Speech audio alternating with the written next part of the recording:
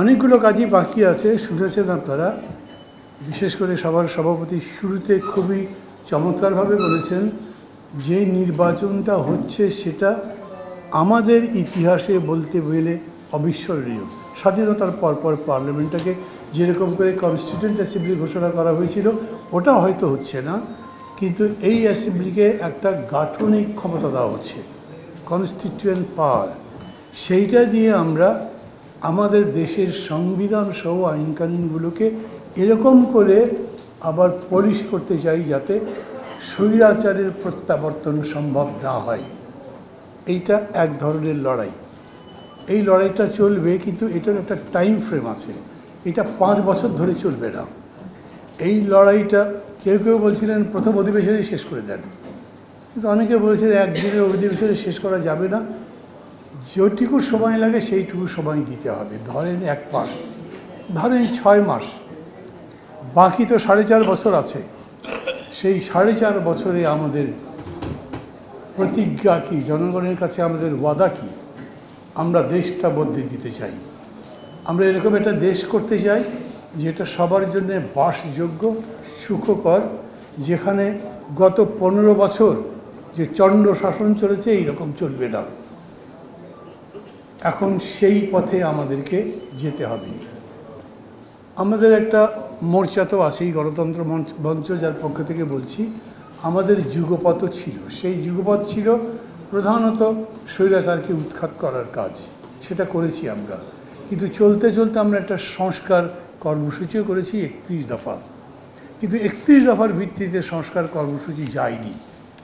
Commission তাদের মতো করে এটা স্প্রেডশিট করে আমাদের কাছে দিয়েছেন, আমরা তার উপরে আলোচনা করেছি, তার ভিত্তিতে যতদূর পারা যায় করা গেছে। অত 6টা কমিশন নিয়ে কথা হয়েছে, বাকি 9টা নিয়ে কথা হয়নি, কিন্তু সেগুলো হতে হবে। কিভাবে দেশটা বদলাবে আগামী নির্বাচনের জন্য, এইটা একটা বড় এজেন্ডা। সবাই নিশ্চয়ই খেয়াল করেছেন, পরশুদিন ঢাকা বিশ্ববিদ্যালয়ে ইয়েল ইউনিভার্সিটির হিস্ট্রি যে অধ্যাপক এসেছিলেন, এঙ্গারম্যান, উনি এই উপমহাদেশের 6 জন অর্থনীতিবিদ দিয়ে, এর মধ্যে নোবেল লরিয়েট আছেন 2 জন, তাদের উপরে গবেষণা করেছেন, কাজ করেছেন এবং বলেছেন উন্নয়ন মডেলের নতুন ধারণার কথা। এটা ঠিক। ওইখানে ওয়াহিদুদ্দিন মাহমুদ আবার বক্তৃতায় বলেছেন এখন আর আগের ওই আদর্শগত মতভেদের বিষয় নয়, এখন মূলত ওয়ার্কিং কাজটাই মেইন। কীরকম করে আমরা চেঞ্জটা করতে চাই।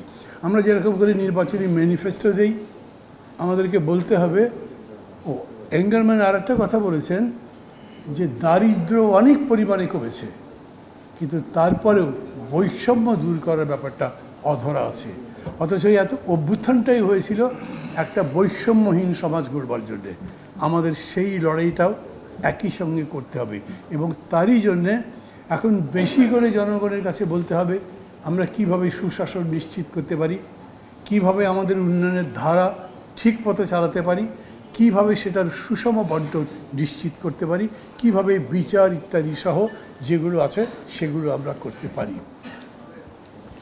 আমরা প্রধানত গণতন্ত্র মঞ্চ অন্যদের থেকে ডিস্টিংক্ট এই জায়গাতে যে আমরা কোনো সময় কেবলমাত্র সরকার পরিবর্তনের কথা বলিনি। আজও যখন নির্বাচন একেবারে কড়া নাড়ে, আজও যখন পরিস্থিতি এরকম যে বিভিন্নজন জোট টোট করে হয়তো কেবল সরকারের স্বপ্ন দেখছে, ক্ষমতার স্বপ্ন দেখছে, তখন আমরা বলছি ক্ষমতার স্বপ্ন আমরা দেখছি কেবল তাকে যথাযথভাবে ব্যবহার করে যাতে দেশটাকে বদলাবার কাজটা করতে পারি, এবং সেই জন্যেই আমরা আমাদের মতো করে আমাদের কথা বলছি। এবার আগেই সাইফুর রহমান সাহেব বলেছেন যে আমরা আমাদের নির্বাচনী ম্যানিফেস্টো হয়তো বলবো, আমরা সেখানে বলবো দেশটা যে বদলানো যায়, মানুষের মধ্যে বিশ্বাস দেওয়া, মানুষের কাছে সেই কর্মসূচি বলা কীরকম করে আমরা বদলাতে পারি, এবং তারই ভিত্তিতে আমরা জোট করবার কথা ভাববো। আমি আবার বলি, কেবলমাত্র আসন বন্টনের কোনো প্রতিযোগিতা, কোনো আলোচনা, এটার ভিত্তিতে আমরা সামনে অগ্রসর হতে চাই না। আমরা যাদের সাথেই কথা বলবো, আমরা কারোর সাথে কথা বলার ব্যাপারে রিজার্ভেশন রাখছি না, কিন্তু যাদের সাথেই কথা বলবো তাদেরকে বলবো আমরা এরকম একটা দেশের স্বপ্ন নিয়ে লড়াই করেছি, মানুষ এরকম একটা দেশের স্বপ্ন এখনও চোখের মধ্যে পুষে রাখে, বুনে রাখে।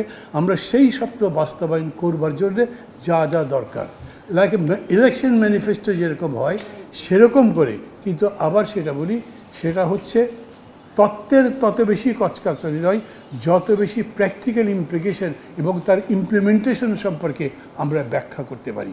সত্যি সত্যি কীভাবে ভিজিএফ চুরি বন্ধ হবে, সত্যি সত্যি কীরকম করে রিলিফ চুরি বন্ধ হবে, বৃদ্ধ ভাতা, বয়স্ক ভাতা, বেকার ভাতা, মহিলা ভাতা বন্ধ হবে, চুরি, এগুলো আমাদেরকে বলতে হবে। আমরা জানি যে এই লড়াই করবার সময় অনেকের সঙ্গে আমাদের খিটিপিটি হতে পারে। আমাদের এখন পর্যন্ত রাজনৈতিক দলগুলো বিভিন্ন রকম অভিযোগের মধ্যে অভিযুক্ত আছেন। আমরা তাদেরকে বলবো এই সমস্ত অভিযোগ দুটো তিনটা শাস্তিমূলক ব্যবস্থার মধ্যে দিয়ে সমাধান হবার মতো নয়। কমপ্লিট একটা প্রোগ্রাম হতে হবে, এরকম একটা পার্টির কথা বলতে হবে যেই পার্টি এগুলোকে প্রশ্রয় দেবে না। নির্বাচনের সময় যদি দেখা যায় যে কেবলমাত্র টাকা যার আছে, মাসেল যার আছে, তাকেই নমিনেশন দিয়ে ফেলছেন এবং বেশিরভাগ তারাই ডমিনেট করছে, তাহলে সেটা আমাদের এই লড়াইকে তো এগিয়ে নিয়ে যেতে পারবে না।